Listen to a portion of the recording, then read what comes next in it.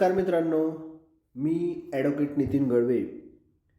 आज आपण law C E T 2026-27साठी अपकृत्यचा कायदा म्हणजे लॉ ऑफ टॉर्ट या अनुषंगानं संपूर्ण माहिती या व्हिडिओमध्ये बघणार आहे. ठीक आहे. तर बघा, लॉ ऑफ टॉर्ट म्हणजेच अपकृत्याचा कायदा. तर अपकृत्य किंवा टॉर्ट म्हणजे काय? टॉर्ट हा कोणत्या भाषेतील शब्द आहे असे विचारतील तर कुठल्या भाषेतून घेतलेला आहे, तर लॅटिन भाषेतून घेतलेला आहे. टॉर्टम या शब्दापासून तो आलेला आहे, ज्याचा अर्थ चुकीचं वागणं, ट्विस्टेड किंवा रॉंग अशा पद्धतीने होतो. तर बघा, अपकृत्य हा सिव्हिल रॉंग आहे, दिवाणी स्वरूपाचा गुन्हा आहे, जो थोडक्यात ब्रीच ऑफ कॉन्ट्रॅक्ट नसतो किंवा जो ट्रस्टचा सुद्धा भंग नसतो, व्हायोलेशन नसतं, ब्रीच नसतं. ठीक आहे. तर हा किरकोळ स्वरूपाचं कृत्य असते असं आपण म्हणलं तरी चालेल. ठीक आहे. याच्यामध्ये ज्याचं नुकसान झालेलं आहे, जे नुकसान झालेली पार्टी आहे, तर त्याला नुकसान भरपाई ही मिळत असते. अनलिक्विडेटेड डॅमेजेस हे मिळत असतात. ठीक आहे. नुकसान केवढं झालं आहे त्याच्यावरती जी काही नुकसान भरपाई आहे ती ठरत असते. तर बघा, हे जे काही इसेन्शियल इलेमेंट आहेत किंवा तत्व आहे ती अपकृत्याची काय काय असू शकतात. तर बघा, कुठलं बी कृत्य किंवा हे टॉर्ट ठरवण्यासाठी खालील 3 गोष्टींची पूर्तता होणं आवश्यक आहे. 3 गोष्टी ह्या गरजेच्याच आहेत. ते जे एलिमेंट्स म्हणा, बेसिक एलिमेंट्स किंवा इसेन्शियल एलिमेंट म्हणा, चुकीचं कृत्य झालेलं असावं, नुकसान झालेलं असावं आणि त्याच्यामध्ये उपायाची तरतूद कायद्यात केलेली असावी. जर कायद्यामध्ये उपायाची तरतूद झालेली नसली तर काय त्याच्यामध्ये तर तुमचं हेच करून घेतलं जाणार नाही. ठीक आहे. चुकीचं कृत्य म्हणजे काय? तर ज्याच्या विरोधात आपण केस टाकलेले आहे तर त्याच्याकडून त्याचं जे काही कर्तव्य आहे तर त्याचं उल्लंघन झालेलं असावं. ठीक आहे.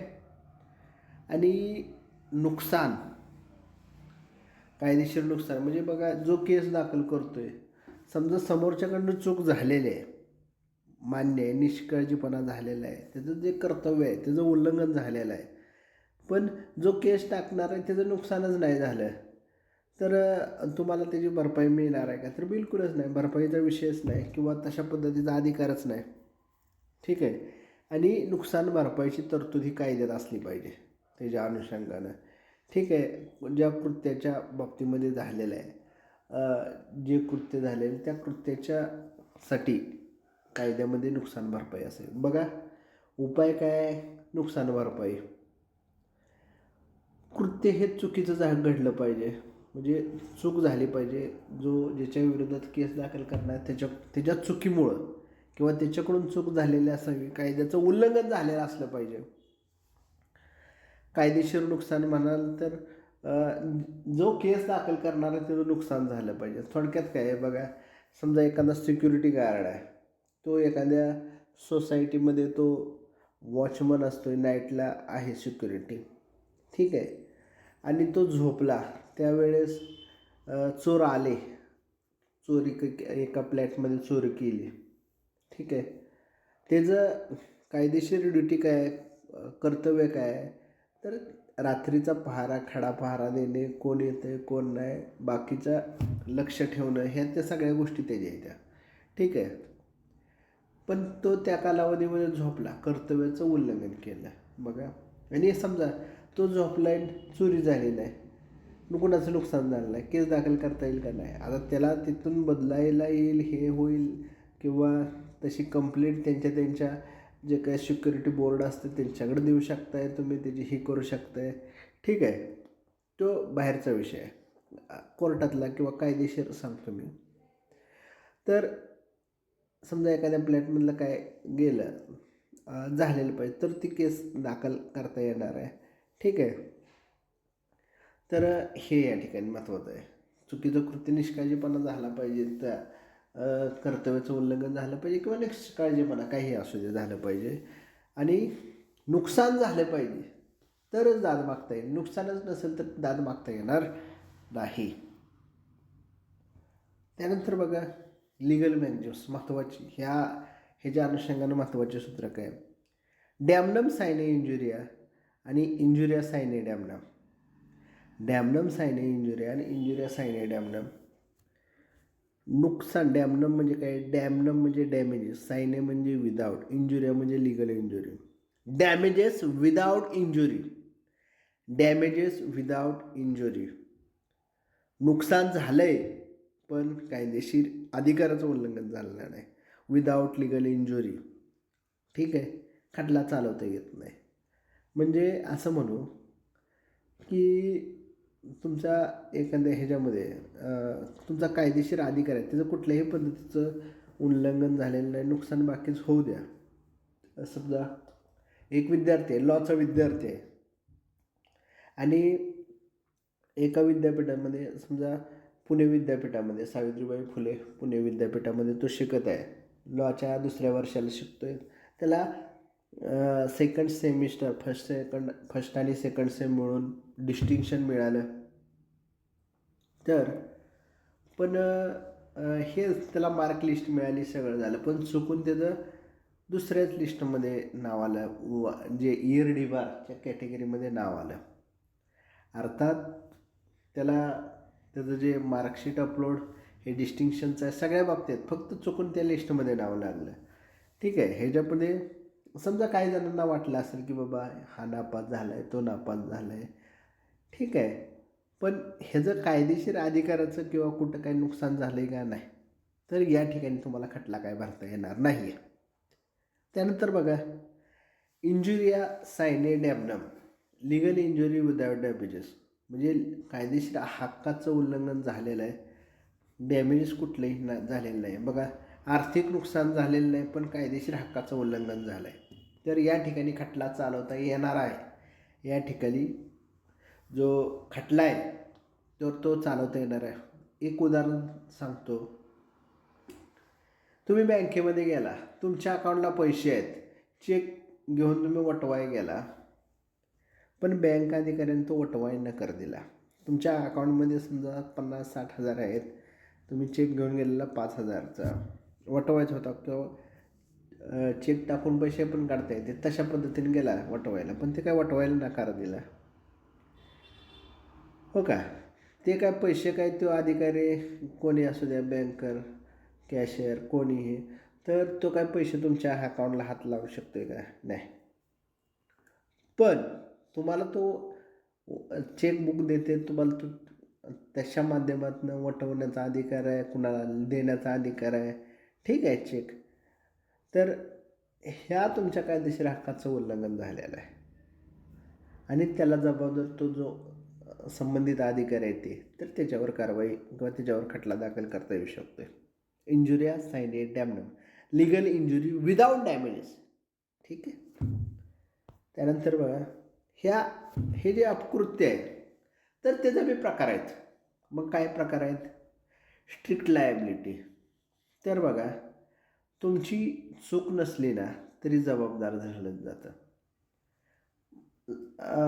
स्फोटकं जवळ ठेवणं किंवा समजा तुम्ही एखादं हे डॉग पाळलं आहे, तो दुसऱ्यांना चावतोय, त्या केसमध्ये पण तुम्हाला जबाबदार धरलं जाणार आहे. तुमची चूक नाही. आता तुम्ही थोडीच कुत्र्याला म्हणणार आहे चाव जा ह्याला, तुम्ही स्फोटक ठेवला, तुम्ही उडवलंच नाही धमाकं, पण दुसरा येऊन तिथे हे करतोय, हे केलं आहे, जवळ बाळगताय, जवळ ठेवताय, तर हे जो जबाबदारी स्ट्रिक्ट लायबिलिटी आहे ही केली जाते.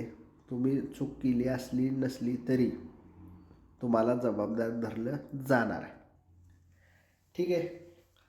व्हिकॅरियस लायबिलिटी, प्रतिनिधिक जबाबदारी, दुसऱ्याच्या कृत्यासाठी तुम्ही जबाबदार. म्हणजे कसं, नोकराने केलं आहे कृत्य, ड्रायव्हरनं केलं आहे आणि मालक जबाबदार, म्हणजे गाडीचा मालक आहे तर तो जबाबदार असणार आहे. ठीक आहे.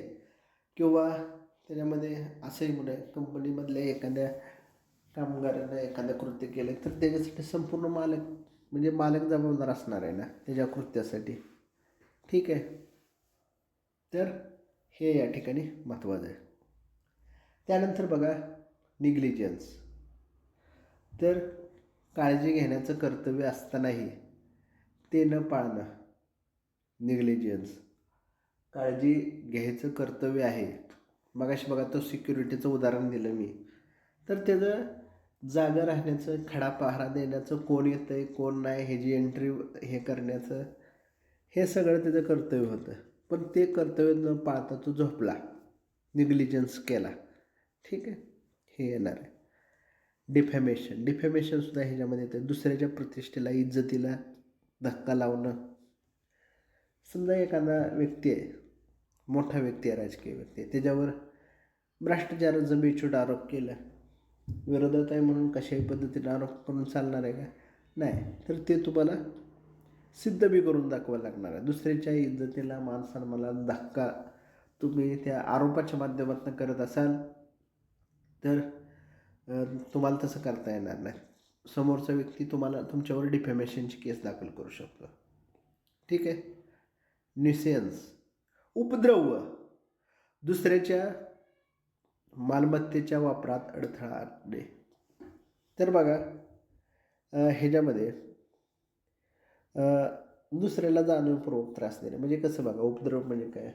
समजा आपलं घर आहे, दुसऱ्याचं शेजारचं घर आहे, तर ओपन गटार ठेवायचे, आपल्या घाण पाणी दुसऱ्याच्या दारात लावायचं किंवा आपला धूर दुसऱ्याच्या दारात हे करायचा, हा उपद्रव झाला. किंवा गाणी लावायची, आवाज वाढवायचा. ठीक आहे. तर हे आता हे ज्या अनुषंगाने सांगितलं, मालमत्तेच्या पाणी जाऊ द्यायचं किंवा हे अशा पद्धतीनं जे आहे ना, तर ते उपद्रव होणार आहे. दुसऱ्याला जाणीवपूर्वक त्रास देणं हे उपद्रवामध्ये येणार आहे. ठीक आहे. त्यानंतर बघा हे आपली लॉ प्रवेश परीक्षा मार्गदर्शक आणि लॉ प्रवेश परीक्षा सराव प्रश्नसंच ही 2 पुस्तकं आहेत. तर ही जर पुस्तक हवी असतील तर तुम्हाला घरपोच डिस्काउंटमध्ये मिळून जातील. कॅश ऑन डिलिव्हरीसुद्धा अवेलेबल आहे. जर पुस्तक हवं असतील तर जो नंबर दिलेला आहे त्या नंबरला तुम्ही कॉल करू शकता किंवा व्हॉट्सॲप मेसेज करू शकता आणि पुस्तकाची ऑर्डर मागवू शकताय. ठीक आहे. बचाव. तर ह्याच्यासाठी डिफेन्स काय आहे? एखाद्यावर टॉर्चचा आरोप झाला तर तो कुठल्या कुठल्या पद्धतीनं बचाव घेऊ शकतो? बघा वेगवेगळे आहेत बचाव. हॉलेंटी नॉन फिट इंजुरिया. तर बघा ज्या केसमध्ये संमतीनं ओढवून घेतलेले नुकसान म्हणजे कसं बघा, एखाद्या कार्य करण्यासाठी तुमची स्वतःची संमती आहे, समोरच्याची संमती आहे, दोघांच्या संमतीनं ती गोष्ट करताय. याचा अर्थ तुम्हाला एखाद्यावर टॉर्चची केस दाखल करता येणार नाही. हॉलेंटी नॉन फिट इंजुरी. क्रिकेट खेळायला गेला आहे, तुम्ही स्वतःहून खेळताय, बॉलरकडून बॉल फेकला, तुमच्या डोक्याला लागला, तुम्हाला जखम झाली म्हणून तुम्ही काय त्याच्या विरोधात मारहाणीचा गुन्हा दाखल करणार आहे का? नाही. तुम्ही स्वतःहून कुस्ती असू द्या, क्रिकेट असू द्या, कबड्डी, कुस्तीमध्ये वगैरे पण हातपाय मोडतात. ठीक आहे. तर तुम्हाला तशा पद्धतीची केस दाखल करता येणार नाही. ठीक आहे. ॲक्ट ऑफ गॉड ह्याच्यामध्ये बघा नैसर्गिक आपत्ती, फीस मेजर ह्याला म्हणायचं. भूकंप असेल किंवा पूर असेल तर ह्या भूकंप वगैरे हे करता येते का? थोडक्यात काय म्हणू त्याला, ते कोणाच्या हातात नाही. पूर पूर अन्न कोणाच्या हातात आहे? पाऊस जास्त पडल्यावर पूर येणार आहे. ठीक आहे. फीस मेजर ईश्वरी कृत्य त्याला म्हणूया. ठीक आहे. नैसर्गिक आपत्ती, ज्याचं नियंत्रण न टाळता येणारा अपघात, थोडक्यात न टाळता येणारा अपघात. ठीक आहे. तर हे या ठिकाणी महत्त्वाचं आहे. म्हणजे ह्या गोष्टीला पर्याय नाही आहे आणि हा न टाळता येणारा अपघात आहे. त्यानंतर बघा स्टॅट्युटरी अथॉरिटी, कायद्यानं दिलेला अधिकार. स्टॅट्युटरी अथॉरिटी म्हणजे कायदा जो आहे तर वेगवेगळे अधिकार देतो. अधिकारी असतील त्यांना एखाद्या बाबतीमध्ये पोलीस स्टेशनला पोलिसांना संरक्षणाच्या बाबतीमध्ये अधिकार देतात किंवा बाकी प्रत्येकाला कशाच्या बाबतीत कशाच्या ना कशाच्या बाबतीत अधिकार दिलेले असतात. कायदा देतो आहे, ठीक आहे, सरकार देतं आहे, ठीक आहे, कायदा सुरक्षा कंट्रोल करण्यासाठी, ठीक आहे, त्याला स्टॅट्युटरी अथॉरिटी म्हणजे काय सरकारचा पार्टच आहे तो. त्याच्यामध्ये जी ब्युरोक्रेसी आहे त्यांना दिलेले अधिकार म्हणूया आपण, ठीक आहे. किंवा एखादा साधा जर व्यक्ती असेल तर त्याला सुद्धा सरकार काय काय केसेसमध्ये वेगवेगळे अधिकार देणार आहे, ठीक आहे. प्रायव्हेट डिफेन्स स्वतःच्या संरक्षणासाठी केलेलं कृत्य. बघा, तुम्हाला माहीत असेल समोरचा व्यक्ती आपल्याला मारणार आहे, जीव मारणार आहे, म्हणून आपण आपले जवळच्या बंदुकीनं किंवा आपल्या जवळच हत्यार उचललं आणि समोरच्या अटॅक केला. गुन्हा दाखल होणार आहे का? तर बिलकुलच नाही, ठीक आहे. तर हे या ठिकाणी महत्त्वाचं आहे. आता स्टॅट्युटरी अथॉरिटीमध्ये मी सांगतो तुम्हाला, जरी बघा एखाद्या दंगलीच्या वेळेस वगैरे पोलिस गोळीबार करतात, गोळीबारात एखादा डेथ झाला वगैरे, तरी त्याला कायदा संरक्षण देतो, ठीक आहे. किंवा एखाद्या ठिकाणी दंगल होणी म्हणून हवेत गोळीबार करतात किंवा पायावर गोळ्या मारतात, तरी त्या ठिकाणी सुद्धा कायदा त्यांना संरक्षण देतो आहे, ठीक आहे, असंही म्हणूया. तर बघा, लॉ CET 26-27साठी आपली बॅच चालू झालेली आहे.